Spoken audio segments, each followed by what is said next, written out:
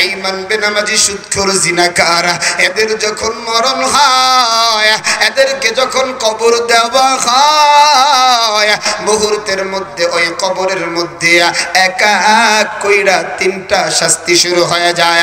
এক নাম্বার শাস্তি আবার পায়ের নবী জানাইয়া দেয় ডান পাশের মাটি বাম দিকে এত জোরে চাপ দিবে পাজরের হাড্ডিগুলো একটা আরেকটার মধ্যে ঢুইকা যাবে। শুধু তাই নয় রে যুবক, ওই কবরের মধ্যে একটা নয় দুইটা নয় 70 থেকে 99টা সাপ ওই কবরে ঢুকাইয়া দেওয়া হবে। সাপগুলার চোখগুলো থাকবে আগুনের, নখগুলো থাকবে লোহার। একটা নখের এই মাথা থেকে ওই মাথা পর্যন্ত যাইতে লাগবে একদিনের রাস্তা। এরে যুবক, আবার মায়ের নবী জানাইয়া দেয় এমন সাপের যদি 1 ফুটা বিষ আটলান্টিক মহাসাগরে যদি ঢালিয়ে দেওয়া হয় মুহূর্তের মধ্যে পুরা পানিটা বিষ হয়ে যাবে।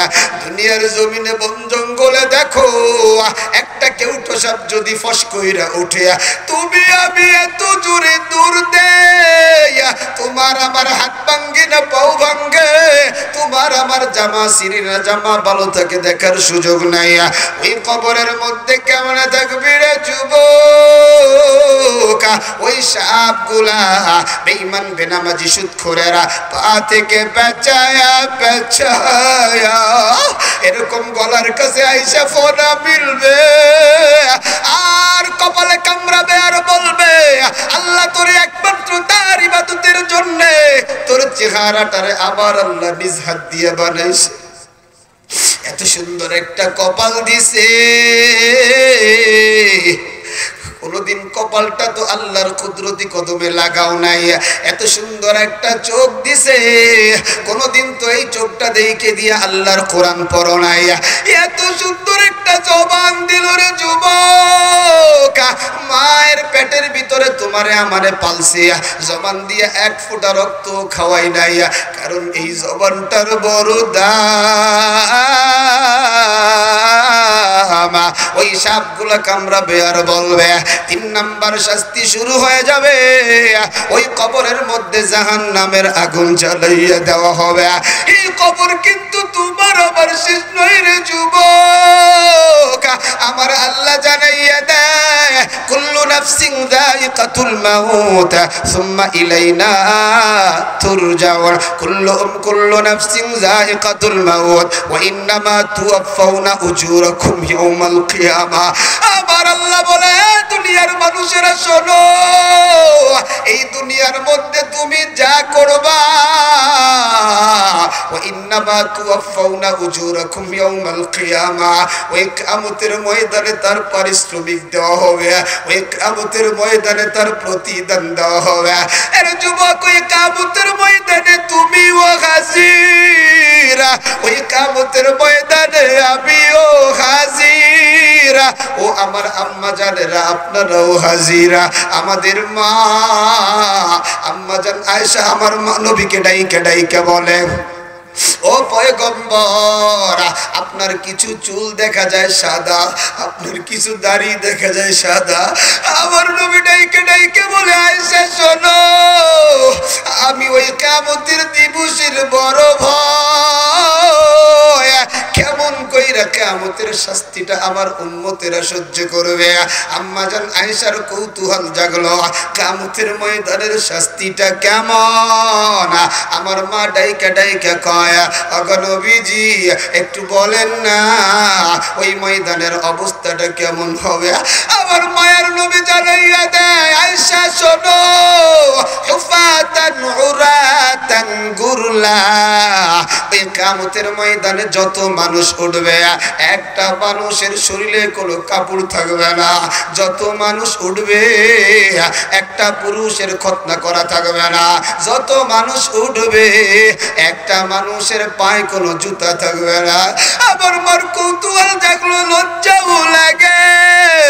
আমার মা ডেকে ডেকে বলে, ইয়া রাসূলুল্লাহ, আমি আয়েশার দিকে কি মানুষ তাকাবে না? আমার কি লজ্জা হবে না? আল্লাহর নবী ডাক দিয়া কয়, আয়েশা শোনো,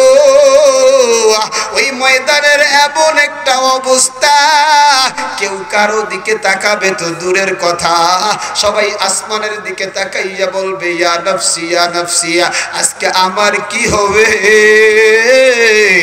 কারণ ওই ময়দানের নিচের মাটিটা থাকবে তামা, বিশাল সূর্য, দুনিয়া থেকে 9,30,00,000 মাইল দূরে। এ যুবক কানটা খুলে শোনো রে, ওই সূর্যের একটা নয় দুইটা নয়, একটা বর্ণনায় 9টা, আরেকটা বর্ণনায় 11টা মাথা আছে। শুধুমাত্র একটা মাথা খোলা, তাও আবার দুনিয়ার দিকে দেওয়া না, ওই মাথাটাও আসমানের দিকে দেওয়া। আবার ওই সূর্যের তাপের উপরে প্রত্যেক দিন 70,000 ফেরেশতারা রহমতের পানি ঢালে। এরপরও চৈত্র মাসে দেখো গায়ের মধ্যে পোশাক রাখা যায় না, ফ্যান একটা পায়ের দিকে আরেকটা মাথার দিকে, কিন্তু ওই কিয়ামতের ময়দানে ওই সূর্যটা বান্দা বান্দির আধা হাত উপরে থাকবে, একটা নয় দুইটা নয়, একবারে 11টা মাথার আলো সারিয়ে দেওয়া হবে সূর্যের তাপের কারণে। তোমার আমার মাথার জয়েন্ট গুলা টাস টাস করিয়া ফাটিয়া যাবে। এ যুবক মাথার যেই মগজটা আছে রে যুবক, বাতের মারের নাই টকবক টকবক করতে থাকবে। ওদিক দিয়ে আবার আল্লাহর আওয়াজ, আবার আল্লাহ বড় রাগান্বিত থাকবে। আবার আল্লাহ বলবে লিমানিল মুলকুল ইয়াউম, এ বেঈমানেরা বল, এ নেমুখ হারামেরা বল, আজকের রাজত্বটা কার? আল্লাহর কোন বান্দা জবাব দিবি না, আল্লাহর কোন বান্দি কোন জবাব দিবে না। দীর্ঘ সময় পর আমার আল্লাহ বলবে লিল্লাহিল ওয়াহিদিল কাহ্হার, আজকের রাজত্ব আমি রাগান্বিত রবের, আজকে আর তোমাদের কোনো পাওয়ার নাই, কোন নেতার নেতাগিরি নাই, কোন টাকাওয়ালার টাকা নাই। আমার আল্লাহ আবার দ্বিতীয় আরেকটা ঘোষণা দিবে। আমার আল্লাহ বলবে ওয়ামতাজুল ইয়াউমা আইয়ুহাল মুজরিমুন, আল্লাহ বলবে রে যুবক, ইমানদার আর বেঈমান আলাদা হয়ে যাও।